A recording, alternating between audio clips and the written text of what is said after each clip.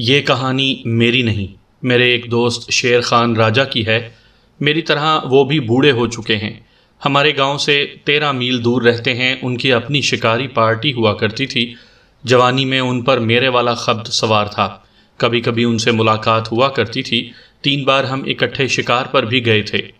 عام طور پر وہ الگ شکار کھیلتے تھے اور ہم الگ۔ جب میری پہلی کہانی شائع ہوئی تو میں راجہ صاحب کے گاؤں گیا اور انہیں پرچہ دکھایا۔ انہوں نے میری کہانی بہت شوق سے اور دلچسپی سے پڑھی۔ پڑھ کر کہنے لگے، یار تم نے تو بچپن کی یادیں تازہ کر کے مجھے یہ احساس دلا دیا ہے کہ اب ہم بہت بوڑھے ہو گئے ہیں۔ جی چاہتا ہے کہ میں بھی ان یادوں کو تازہ کروں، لیکن لکھے کون؟ بیٹے کے نام خط لکھنا پڑتا ہے تو مصیبت بن جاتی ہے۔ راجہ صاحب 8 جماعتیں پاس ہیں۔ میں نے انہیں کہا کہ اپنی شکاری زندگی کا کوئی واقعہ سنا دیں، میں لکھوں گا۔ انہوں نے ذرا سا سوچا اور بولے، تم جانتے ہو کہ کتوں کے شکار پر جب بھی نکلتے تھے تو کوئی نہ کوئی واقعہ ہو ہی جاتا تھا۔ ایک واقعہ ایسا ہے جو میں ضرور سناؤں گا، تم خود ہی لکھ لینا۔ ہم 2 بوڑھے ایک دن اور ایک رات کے لیے جوان ہو گئے اور شیر خان راجہ نے ایک واقعہ سنا دیا۔ یہ انہی کی زبانی سن لیجئے۔ تحریر میری ہے، کہانی راجہ صاحب کی ہے۔ صابر حسین راجپوت نے شکار کی باتیں سناتے سناتے محبت کے بھی 1-2 قصے سنا دیے ہیں، جو پڑھ کر مجھے بھی اپنی جوانی یاد آ گئی ہے۔ میں نے بھی اپنی جوانی کتے پالنے اور پوٹھوہار کے کھڈ نالوں میں گیدڑوں، خرگوشوں اور سیہوں اور گوہوں کے پیچھے بھاگتے گزاری ہے۔ اپنے گاؤں سے 2 میل دور ایک بڑا گاؤں ہے جہاں مڈل سکول ہوا کرتا تھا، اب تو ہائی ہو گیا ہے۔ میں نے وہاں سے 8 جماعتیں پاس کر لی تھیں کہ کوئی یہ نہ کہے کہ راجپوتوں کا بیٹا ان پڑھ ہے۔ نوکری کی کوئی ضرورت نہیں تھی، باپ دادا کی زمین بہت تھی، اسے سنبھالنے کے لیے مجھے گھر ہی رہنا تھا۔ گاؤں والوں کو میری 8 جماعت تعلیم کا یہ فائدہ ضرور ہوا کہ گاؤں کے بہت سے جوان فوج میں تھے، ان کے خط آتے تھے تو ان کے گھر والوں کو پڑھ کر سنا دیا کرتا تھا اور ان کے جواب بھی لکھ دیا کرتا تھا۔ گاؤں والے تو مجھے تعلیم یافتہ سمجھ کر عزت کرتے تھے، لیکن آپ میری کوئی عزت نہیں کریں گے، کیونکہ یہ کہانی اپنے دوست صابر حسین راجپوت سے لکھوا رہا ہوں۔ کتوں کا شکار جس طرح کھیلا جاتا ہے وہ تو آپ صابر حسین سے سن چکے ہیں۔ بالکل اسی طرح میں بھی شکار کھیلا کرتا تھا۔ وہی گیدڑ، وہی خرگوش اور وہی خطرے جنہیں آج بڑھاپے میں یاد کرتا ہوں تو رونگٹے کھڑے ہو جاتے ہیں۔ مگر صاحب، افسوس سے کہنا پڑتا ہے کہ زمانے نے ایسا رنگ بدلا ہے کہ نئی نسل کی زندگی میں ہمارے وقتوں والی رونق نہیں رہی، کیونکہ زندگی میں اب خطرے ہی نہیں رہے، یا شاید ہمارے بچوں نے خطروں سے ہٹ کر نئی راہیں بنا لی ہیں۔ کہاں ہم کہ 10-10 میل کتوں کے ساتھ سر پٹ بھاگا کرتے تھے، اور کہاں ہمارے بچے جو کھیتوں میں کھڑے لڑکیوں کو گھورتے رہتے ہیں یا پھر گھروں میں ان کے ٹرانزسٹر فلمی گانے سناتے ہیں۔ ماحول پر نحوست سی طاری رہتی ہے۔ قبرستان میں جنگ ستمبر کے 2 شہیدوں کی قبریں ہیں جنہیں گاؤں کا ہر گھرانہ اپنے بیٹوں کی قبریں سمجھتا ہے۔ ان قبروں کو دیکھ کر ہم اکثر ہندوستان کو گالیاں دیا کرتے ہیں اور دانت پیس کر کہا کرتے ہیں کہ ہندو ایک بار پھر میدان میں آئے، مگر گاؤں کے لونڈے جالندھر کے گانے سنتے رہتے ہیں اور ان گانوں کے ساتھ پاکستان کے خلاف پروپیگنڈا بھی بڑے شوق سے سنتے ہیں۔ کوئی لڑکی اپنے منگیتر کے کپڑوں یا اس کی زمین جائیداد کی نہیں، بلکہ اس کی مردانگی کی تعریفیں کیا کرتی تھی۔ دونوں عیدوں پر ہم کسی نہ کسی گاؤں کو مقدرہ اٹھانے یا کبڈی کھیلنے یا نیزہ بازی کے لیے بلایا کرتے تھے، یا پھر کسی کے گاؤں کے بلاوے پر ادھر چلے جایا کرتے تھے۔ مائیں بہنیں اور گاؤں کی لڑکیاں 100 دعائیں دے کر رخصت کیا کرتی تھیں۔ ہار کے آئیں تو گاؤں کے بزرگ گالیاں دیتے تھے، اور اگر جیت کے آئیں تو سارا گاؤں جشن مناتا تھا۔ اب گاؤں میں ایک بھی گھوڑا نہیں رہا، چند ایک گدیاں اور 2 گدھے ہیں، وہ بھی کمبخت آوارہ ہیں۔ گھوڑے کی جگہ اسکوٹر نے اور گدی کی جگہ سائیکل نے لے لی ہے، لیکن نوجوانوں کی مردانگی کو کیوں دیمک لگ گئی ہے؟ خیر، بات عشق و محبت اور مردانگی کی چل نکلی ہے تو میں آپ کو اور آج کل کے نوجوانوں کو ایسا ہی ایک قصہ سنا دیتا ہوں۔ آپ اسے آپ بیتی بھی کہہ سکتے ہیں اور جگ بیتی بھی۔ سامعین کرام، آپ سن رہے ہیں صابر حسین راجپوت کی شکاریات کے سلسلے میں ایک داستان جس کا نام ہے شہباز اور فاطمہ۔ یہ اس سلسلے کی پہلی قسط ہے۔ مجھے امید ہے آپ کو میری یہ کاوش پسند آئے گی۔ آپ نے اگر ابھی تک میرا چینل کہانی گھر سبسکرائب نہیں کیا تو ابھی میرے چینل کو سبسکرائب کر کے بیل نوٹیفیکیشن آن کر لیجئے تاکہ آنے والی ہر نئی کہانی کی اطلاع بر وقت آپ تک پہنچ سکے۔ ہمارے گاؤں کے قریب 3 اور چھوٹے چھوٹے گاؤں ہیں۔ ہمارے اور ان 3 گاؤں کو ملا جلا کے 16-17 شکاری کتے تھے اور ہم دوست اکٹھے شکار کو نکلا کرتے تھے۔ کبھی کبھی تو کسی گیدڑ یا خرگوش کے تعاقب میں 4-4 5-5 میل بھاگتے چلے جاتے تھے۔ ہمارے علاقے میں کہیں کہیں وسیع قدرتی تالاب یا جوہڑ بنے ہوئے ہیں جنہیں ہم پوٹھوہاری زبان میں سر کہتے ہیں۔ ان کے کناروں پر بڑ کے درخت اور پانی میں کٹول کے پھول اور چوڑے پتے بہت خوبصورت منظر پیش کرتے ہیں۔ ان تالابوں میں مرغابیاں بہت ہوتی ہیں، لیکن بندوق سے ماری ہوئی مرغابیوں کو پانی سے نکال لانا ممکن نہیں ہوتا، کیونکہ کنول کے پودے گنجان ہوتے ہیں اور ان کے ساتھ پانی میں اگنے والی لمبی گھاس ہوتی ہے۔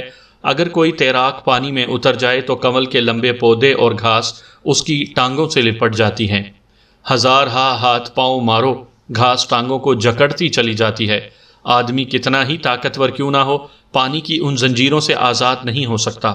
نہ کوئی اس کی مدد کو پہنچ سکتا ہے۔ اس کی طرف رسہ پھینکو تو بھی وہ باہر نہیں آ سکتا۔ پانی گہرا ہوتا ہے، آخر وہ بد نصیب انسان کنارے پر کھڑے لوگوں کے سامنے ڈوب جاتا ہے۔ میں نے اپنی زندگی میں ایسے 3 حادثے دیکھے ہیں۔ اگر میں الگ الگ بیان کرنے لگوں تو آپ کے رونگٹے کھڑے ہو جائیں گے اور آپ خون کے آنسو روئیں گے۔ ذرا اس ماں کا تصور کیجئے جو تالاب کے کنارے کھڑے چیخ اور چلا رہی ہے اور اس کا نوجوان بیٹا اس سے 20-25 گز دور موت کے منہ میں ہاتھ پاؤں مار رہا ہے۔ وہ روتا نہیں، کسی کو مدد کے لیے نہیں بلاتا، کوئی اس کی مدد کے لیے جا بھی نہیں سکتا۔ اسے اپنا انجام معلوم ہے، مگر وہ مردوں کی طرح مرنا چاہتا ہے اور مردوں کی طرح دم توڑتا اور کنول کے چوڑے چوڑے پتوں اور بڑے بڑے پھولوں کے نیچے ہمیشہ کے لیے روپوش ہو جاتا ہے۔ 40-42 سال گزر گئے ہیں، میں اس وقت 2.25 من کا پتھر اٹھا کر سر سے اوپر لے جا سکتا تھا۔ جسم میں بڑا ہی دم تھا۔ چاروں دیہات کے نوجوان میری ہی طرح تندرست اور توانا تھے۔ موز اور بیل یا بھینس کو سینگوں سے پکڑ کر بے بس کر دینا ہمارا مشغلہ ہوتا تھا۔ ایک روز ہم 10-12 نوجوان 16-17 کتوں کو لے کر شکار کو نکلے اور 4 میل دور نکل گئے۔ راستے میں کتوں سے 2 گیدڑ مروائے، پھر ایک خرگوش کتوں کی نظر ہو گیا۔ کتوں کو بھوک لگ رہی تھی، خرگوش کی ایک بوٹی ان کے حصے میں آئی تھی۔ گیدڑ کا گوشت ان کے مطلب کا نہیں تھا، کیونکہ گیدڑ کا گوشت ترش ہوتا ہے، کتا اسے نہیں کھا سکتا۔ ان کے لیے ہمیں خرگوشوں کی ضرورت تھی۔ قریب ہی ایک جھاڑی سے 2 خرگوش نکل کر ہوا ہو گئے۔ وہ ذرا سی دور تک جھاڑیوں میں بھاگتے نظر آئے۔ ہمارے 2 تازی کتوں نے انہیں زیادہ بھاگنے نہ دیا اور 1.5-2 فرلانگ تک انہیں دبوچ لیا۔ تمام کتے پہنچ گئے اور ہمارے پہنچنے تک خرگوشوں کا بال بھی کہیں نظر نہ آیا۔ کتے ابھی بھوکے تھے، وہ سب بے تابی سے جھاڑیوں اور کھوہوں میں منہ مار رہے تھے۔ ان کے لیے مزید شکار کی تلاش میں ہم چلتے چلے گئے اور ایک تالاب سر کر کے کنارے جا پہنچے۔ سارے کتے پانی پر ٹوٹ پڑے۔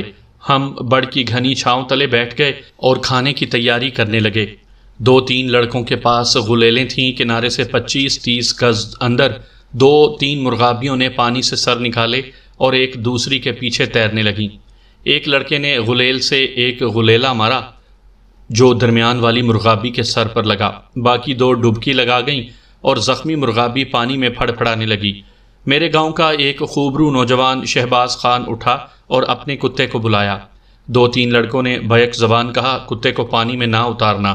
جہاں مرغابی پھڑ پھڑا رہی تھی وہاں کنول کے پودے اور گھاس خاصی گھنی تھی، لیکن شہباز نے ہماری ایک نہ سنی اور اپنے کتے کو مرغابی دکھا کر کہا، بجلی۔ یہ اس کے کتے کا نام تھا۔ اس کی حرکت بجلی کی مانند تھی اور شکار پر بجلی کی طرح جھپٹتا تھا۔ شہباز نے پتھر پھینکا جو مرغابی کے قریب گرا اور اس کا بلٹیریئر بجلی پتھر کے پیچھے پانی میں کود گیا۔ بجلی ایسا تیز تیراک تھا کہ کم ہی کتے ایسے تیراک ہوتے ہیں۔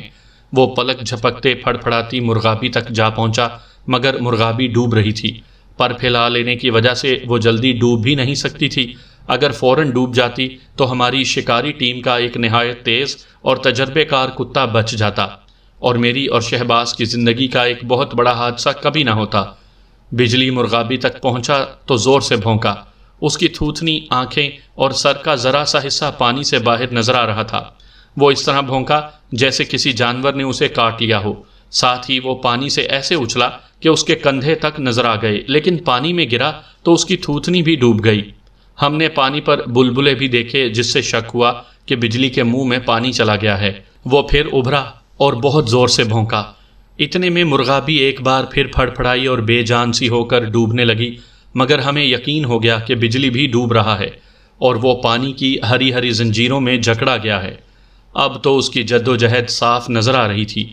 ہم کنارے پر دم بخود کھڑے تھے اور شہباز بجلی بجلی نکل آؤ پکار رہا تھا۔ بجلی ایسے طریقے سے بھونک رہا تھا جسے دوسرے کتوں نے خطرے یا شکار کا اشارہ سمجھا۔ تمام کتے پانی میں کود جانے کو بےتاب ہونے لگے۔ وہ کنارے پر ادھر ادھر دوڑ اور بھونک رہے تھے۔ بجلی ان کی ٹیم کا نہایت اچھا ساتھی تھا۔ کتے اسے اس مصیبت سے نکالنا چاہتے تھے۔ جانے کس نے کہا کتوں کو پکڑ لو، پانی میں نہ چلے جائیں۔ ہم نے کتوں کے کالروں میں زنجیریں ڈال دیں اور جن کی زنجیریں نہیں تھیں انہیں پکڑ لیا۔ بجلی کنول اور آبی گھاس کی زنجیروں سے آزاد ہونے کی سر توڑ کوششیں کر رہا تھا۔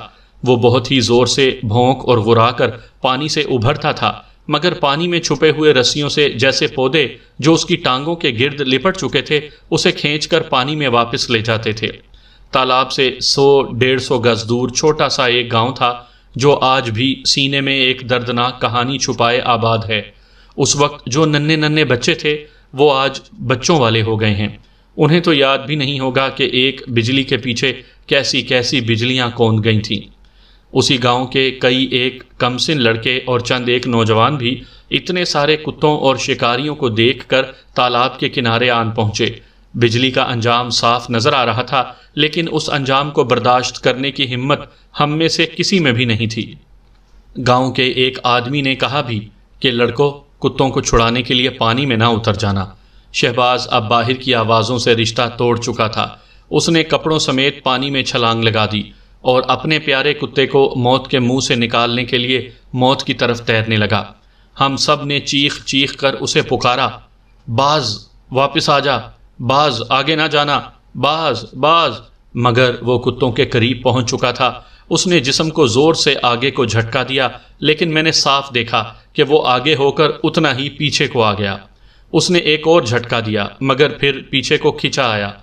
گاؤں کے ایک آدمی نے گھبرا کر کہا، رسا لاؤ، لڑکا گیا، اور گاؤں کے 3-4 لڑکے اور 2-3 آدمی گاؤں کی طرف سر پٹ بھاگ اٹھے۔ ایک بڑی عمر کے آدمی نے ہمیں کہا، کوئی لڑکا پانی میں نہ چلا جائے۔ ادھر بجلی موت سے لڑ جھگڑ کر تھک چکا تھا اور اس سے 4-5 گز دور شہباز اپنی ٹانگوں کو پانی کی زنجیروں سے آزاد کرنے کے لیے تڑپ رہا تھا۔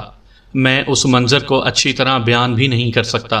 جبکہ ہمارا ایک عزیز دوست موت کے جبڑوں میں جکڑا ہوا تڑپ رہا تھا، ہمیں کنارے پر کھڑے شرم محسوس ہو رہی تھی کہ اپنے دوست کی موت کا تماشا دیکھ رہے تھے، لیکن گاؤں کے لوگ ہمیں آگے نہیں جانے دیتے تھے۔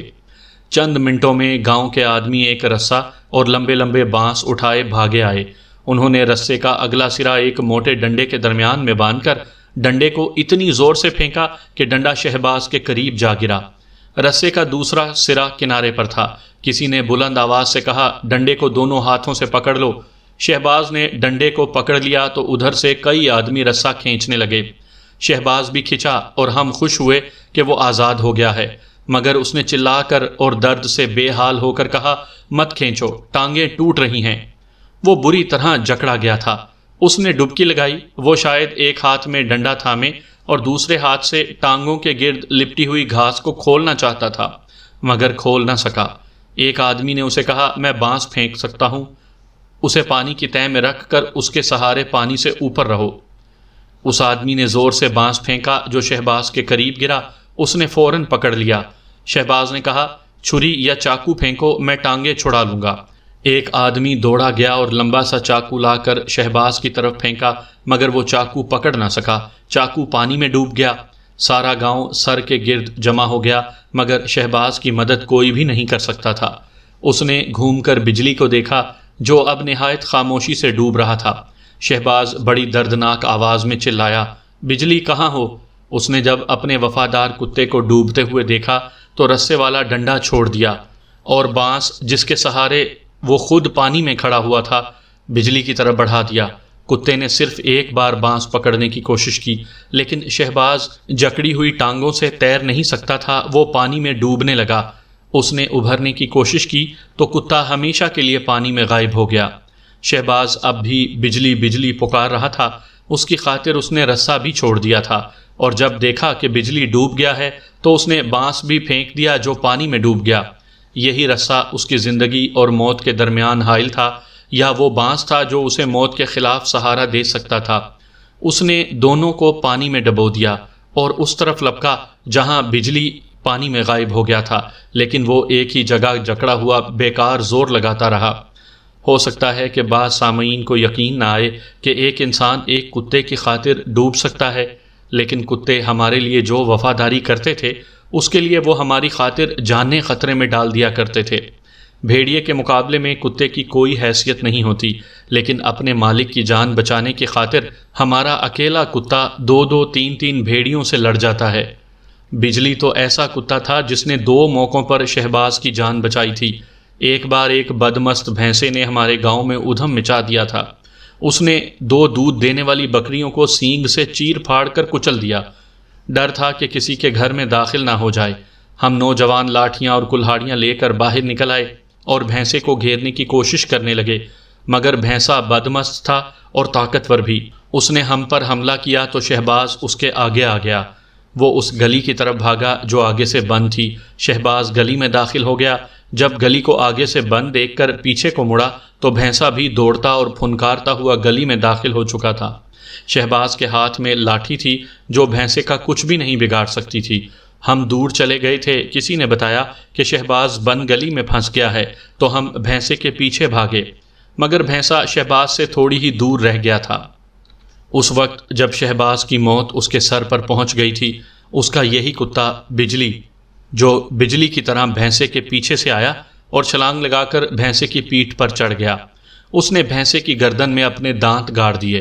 بھینسا رک گیا اور وہیں سے گھوم کر کتے کو اپنے اوپر سے جھٹکنے کی کوشش کرنے لگا۔ بجلی اس کی گردن سے خون نکال رہا تھا۔ ہم نے ایک رسہ اس کے سینگوں میں ڈال کر اسے بے بس کر دیا، اور بجلی نے صرف شہباز کو ہی نہیں، گاؤں بھر کو بدمست بھینسے سے بچا لیا تھا۔ اور وہ بجلی ہی تھا جس نے ایک بار شہباز کو قتل ہونے سے بچا لیا تھا۔ خاندانی عداوت اور پرانی دشمنیاں تو ہمارے علاقے کی ایک رسم ہے جو اس زمانے کی طرح آج بھی موجود ہے۔ ایسی ہی ایک پرانی دشمنی شہباز کی بھی چل رہی تھی۔ ایک رات 2 آدمی اسے اس وقت قتل کرنے آئے تھے جب وہ کوٹھے پر اکیلا سویا ہوا تھا۔ بجلی کو رات کے وقت کھلا رکھا جاتا تھا۔ بالکل اس وقت جب شہباز کا سر کلہاڑیوں سے کھلنے والا تھا، بجلی دشمنوں کی مشق پر کوٹھے پر بجلی کی طرح پہنچا اور ایک آدمی پر اس طرح حملہ کیا کہ اس کے راستے میں شہباز کی چارپائی تھی۔ کتا چارپائی سے بھی آگے نکل گیا اور جس آدمی نے کلہاڑی بلند کر لی تھی اس پر جھپٹا مار کر اس کا منہ نوچ لیا۔ وہ آدمی پیچھے کو گرا، شہباز کی آنکھ کھل گئی۔ دوسرا آدمی بھاگ گیا، لیکن بجلی نے ایک آدمی کو بھاگنے نہ دیا۔ شہباز نے یہ عقل مندی کی کہ اس آدمی کو جو گھر آیا دشمن تھا، قتل کرنے کے بجائے اسے باندھ لیا اور گھر میں قید کر کے اس نے اور اس کے باپ نے گاؤں کے بزرگوں اور اس آدمی کے گھر والوں کو اکٹھا کر لیا۔ سب کو بتایا گیا کہ یہ 2 آدمی سوئے ہوئے آدمی کو قتل کرنے آئے تھے۔ ان میں اتنی مردانگی ہوتی تو سامنے آ کر مقابلہ کرتے۔ بزرگوں نے انہیں بہت شرمسار کیا اور مخالف خاندان نے شرم کے مارے قرآن کی قسم کھائی کہ آج سے انہوں نے دل سے دشمنی نکال دی ہے۔ آج وہ کتا شہباز کی نظروں کے سامنے ڈوب گیا تھا۔ اس نے کتے کے ساتھ ہی مر جانا پسند کیا اور زندہ رہنے کے جو سہارے تھے وہ اس نے چھوڑ دیے۔ ہم بہت پریشان تھے کہ یا خدا کیا کریں۔